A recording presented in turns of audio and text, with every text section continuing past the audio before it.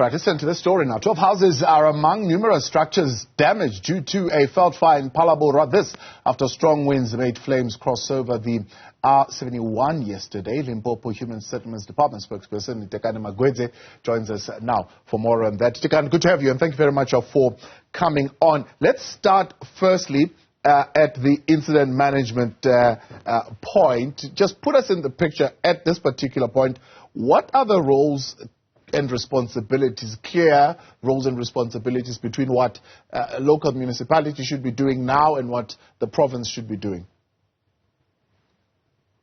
Oh, good evening, Taban. Good evening to your viewers. Well, the responsibility of the local municipality and the district municipality is really to ensure that the victims or the displaced people are currently being housed and they're taken care of. As you would imagine, their houses were burnt and a lot of the belongings were scorched in that blaze. So it's really to make sure that they're okay and that the fire is extinguished. We did have earlier this morning a report coming from them to say that, or to confirm that the blaze has been stopped, but we did have firefighters still at the scene to just observe and give it a couple of hours to ensure that it's really stopped and there are no flames that are sprung up during the day. So it's to ensure that, but as a province, we are of course ensuring that or overseeing that there is an investigation into finding out what started the fire. We are assessing or quantifying the amount in terms of the damage that has been brought to that area. Now, the local municipality having a special meeting earlier on, and they are saying they, of course, want to declare the area a state of disaster, and they're waiting that declaration to come from province. Is province looking at that?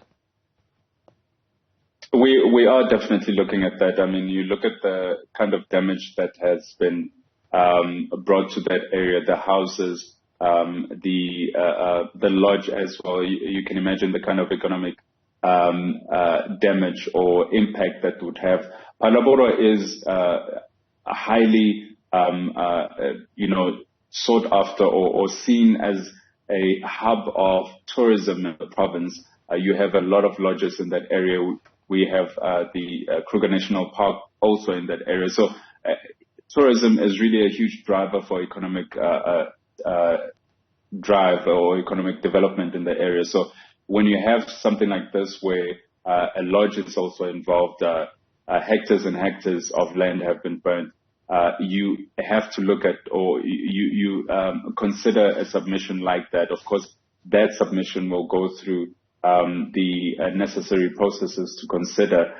We also obviously have to submit that to a national department as well to ensure that it gets the correct type of attention to it. But it is a definite consideration considering the amount of damage that the area has befallen. Yeah. So as you put that and the keenness of this area, particularly when it comes to tourism and the kind of spin-offs economically that it brings us to the other question around the risk assessment model and the risk-based approach to dealing with Veld fires in particular. This is a fire-prone vegetation area where you are dealing with warm and dry climate. What has been so far the integrated Veld fire management process, and how stringently is it being enforced? Sure. Well, you have a number of organizations in the area that deal with this. You have the Working on Fire organization, which is an entity of the national government that does your fire awarenesses in the area and assists farmers especially and residents as well to create situations or environments that are going to be deterrents to fires or to the spread of fires. You have your fire belts in some of these areas, reducing the fire load and things like that, and clearing rubble and logs of trees that are not being used as such.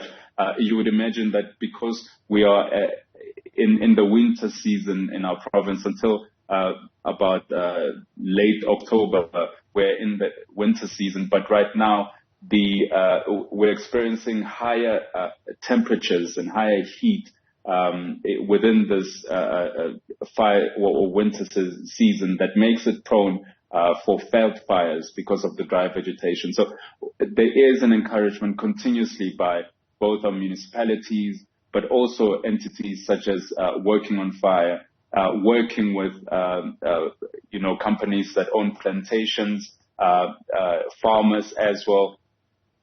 We also must commend the CPF, which is the fire watch in the area, right, which was very instrumental in assisting us in ensuring that this fire is contained. So there is an integration sort of with the community, with some of these organizations in the area, and of course Working on Fire and the local municipality to ensure that when a fire like this, God forbid, breaks out, it is contained successfully. There was a possibility of this fire raging on and causing a lot more damage, but this integrated type of approach from this ecosystem in fire management really assisted in ensuring that further damage is not experienced in that area. I see. So yeah, that's one aspect of it. So you're saying there is a rather active fire protection association, or the CPF, as you put it, that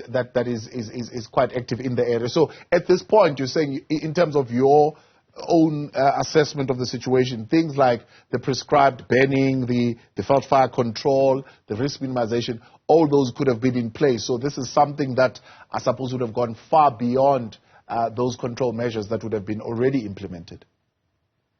Certainly, I think had those fire protection or fire reduction measures not been implemented, the situation could have been a lot worse. And that's what I'm pressing at, that if you have a situation where there are stakeholders that work together in ensuring that these kind of procedures are implemented, then you have a lot less damage. And that's what we've seen here.